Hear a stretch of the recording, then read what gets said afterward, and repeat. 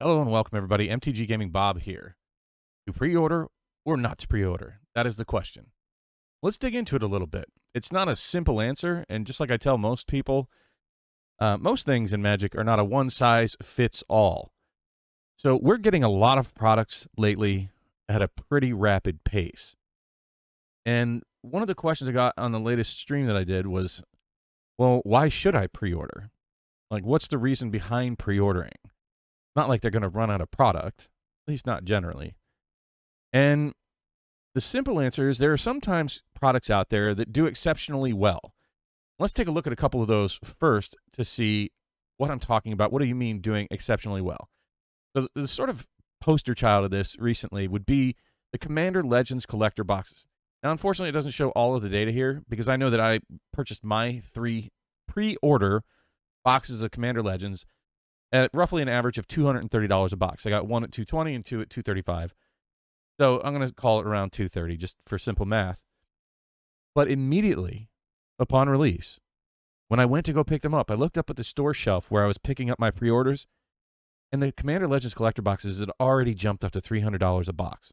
So I never opened them. I intended to, but I didn't because I'm like, wait a minute, these things are rocketing. And indeed, they have not looked back. These things are now roughly in the ballpark of $700 and climbing. If you did not pre-order, you are likely to pay $300 plus unless you got it on that really quick sale on Amazon sometime around 6 months after release that they sold just a few boxes at $250 a piece. So there are times when pre-ordering gets you the best price possible. Generally, though, pre-ordering will burn you. We're going to look at one more example of a pre-order that went very, very well. Now, Time Spiral Remastered currently sells for around $280 to $300 shipped roughly. And you're going to have taxes, so you're looking at pretty close to $300 a box is how you can figure it. Now, I also pre-ordered Time Spiral Remastered, and I got my head in the way here. So if you look, I know it's really small, sorry about that, but I wanted you to get the actual email that I received confirming my pre-orders at $179 a box. I ordered 2 boxes. I don't know why I showed only one email. But that's another case where it immediately took off right after release and never really looked back. And these things are now $300 a box. Conversely, because not all sets are made equal, we'll look at one of the reasons why you should not pre-order. And this is probably far more common than sets that do very well. If you had pre-ordered Crimson Vow collector boxes, you're probably going to pay roughly in that $210, $215, $220 range, which now you can pick up boxes for less than $160. Now, they'll probably go up at some point in the future, but this just shows that you could have found a better price at some point in time. And this is very typical, well, not this bad, but it's very typical, this model, that pre-ordering will be more expensive than some point down the road when they're just trying to offload products. And the fear is that you're going to miss out on the best price possible. So the question becomes, how do you identify the sets that are going to take off and do very well and those that are going to dip in price at some point in the future? The sad answer is there's no magic answer for that. There's no silver bullet. And I will caution anybody who buys Magic products to only spend money that you would spend on entertainment. What does that mean? Money that you're willing to lose. The money that you would spend on going to the movies, eating out, going to a casino, buying scratch-off tickets for entertainment. Can it be a financial investment? Absolutely. But you also need to be willing to lose every penny. It's cardboard. It's a luxury item. That it could go to zero. It's not likely, but it could. But you generally want to bet on the ponies that are going to race faster than the rest of them. What does that mean? If you're going to invest $100 into Magic, why not invest it into the product that is more likely to gain faster or appreciate faster than putting $100 in a slower product?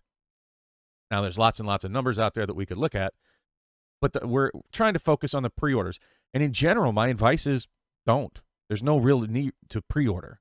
And you need to be much choosier with the sets that you're buying. Some of the larger content creators out there will tell you, buy everything, buy every set, have exposure to it all. That's not practical for most people. Certainly not for me. And I'm having to be a lot choosier about which sets do I buy into. Some of it I buy for investment, some of it I buy for fun. So a lot of that can sort of factor in to whether you pre-order. Are you just excited and you want to have it first?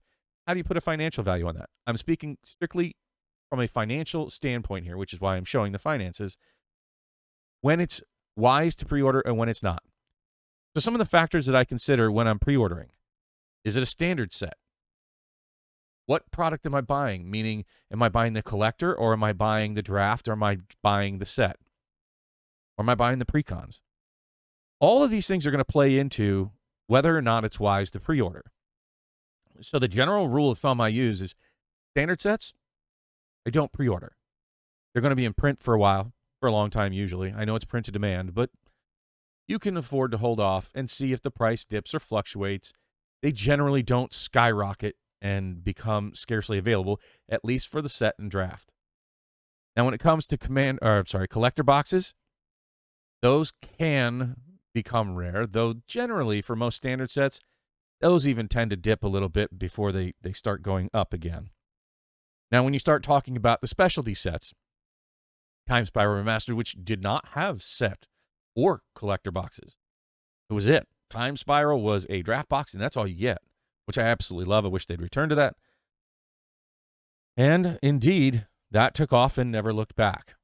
So when you start looking at some of these things, looking at you like mystery boosters, I mean, I think that those will some point go up a bit, but the sets are just so big. 1,600 cards, that's a tough one to hit any specific card that you want. And they're pricey to begin with. Why am I bringing this up now? Because we're on the precipice of starting to see the spoilers for Double Masters 2022. Now, what do we know about Double Masters 2022? It is not a standard set.